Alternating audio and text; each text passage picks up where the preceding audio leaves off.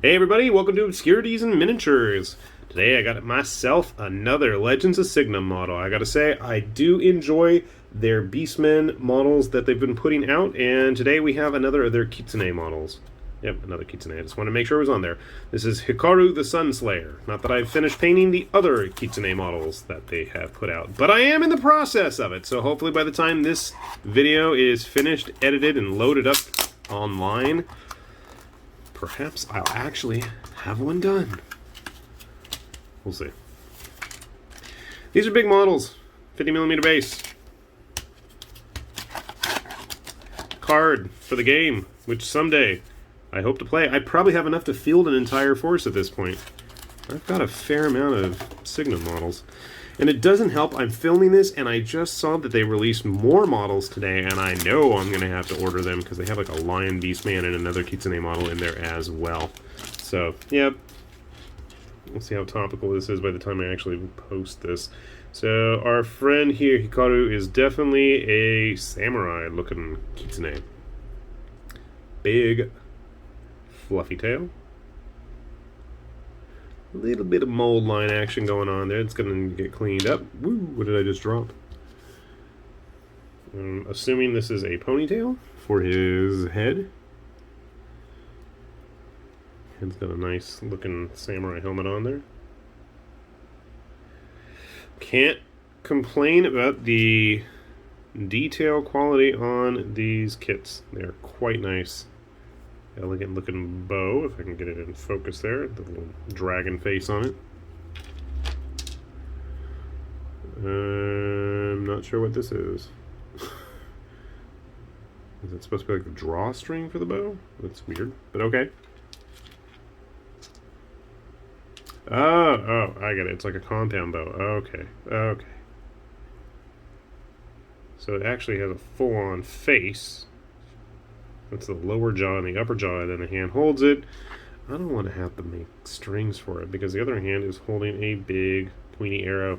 Thank you for making this thick enough that it's not going to snap off in transit, and actually you can see what it is. Knife. More arrows. Nicely detailed. A thing.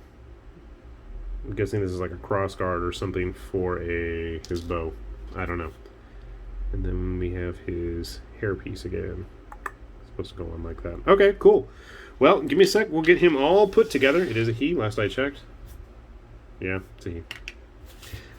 And we'll see how he stacks up compared to some of the other Legends of Signum models. Hey, maybe by the time I finish the other half of this video, I'll paint the other one. We'll see. Alright, we got Strider Hikaru all finished up, and isn't he impressive? Actually, he is. Very elaborate looking model, cleaned up nicely. And I do appreciate the fact that his arrows are not pencil lead thin. They're actually substantial enough that he can hold on to it. So I did end up gluing his tail on. I think I can get everything painted around it. We'll see. He definitely does not want to balance nicely at the moment. It's not a big deal. Grab a glob of blue tack here. And we'll also grab a couple other models. So, in case you are unaware, Legends of Signum seem to be one of the very few companies that actually are still producing Wolfen, werewolf, wolf people models, wolf, doggos, however you want to call them.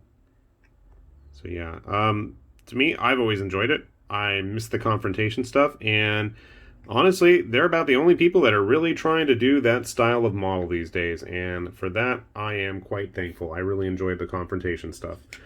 But, you know what?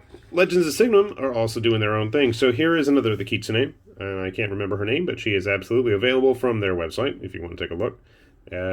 Ignore my putrid paint job, but she's painted at least. So they're all in scale with each other. That's always good. I was talking about Wolfen, but I should be saying Kitsune, shouldn't I?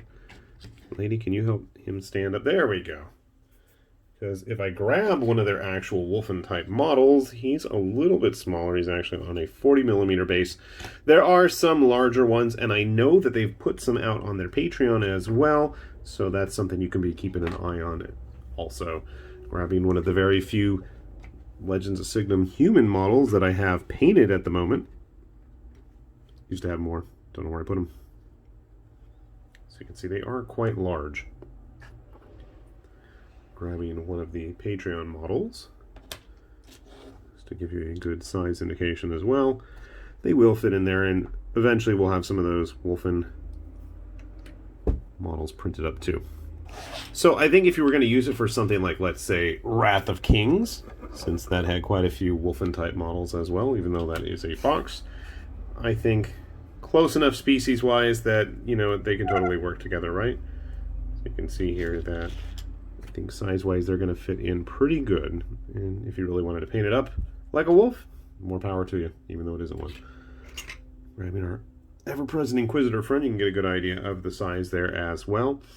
And I gotta say, for the bulk, for the detail, I think that the prices on these guys, considering the quality of the resin as well, are pretty fair. So, you know, if you're interested, I would go ahead and take a look. They do have quite an extensive catalog these days of models available. And for the most part, they're all pretty unique. There are some pop culture homages in there that you might recognize. I won't point them out at the moment because that's half the fun of digging through those big giant back catalogs of what some of these companies have been doing.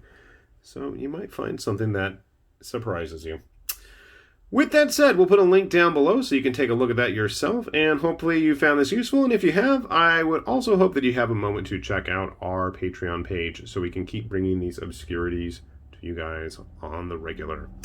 With that said, this has been High Lord Tamerlane, once again with Obscurities and Miniatures, saying thanks for watching, and we'll see you back here soon. Bye-bye.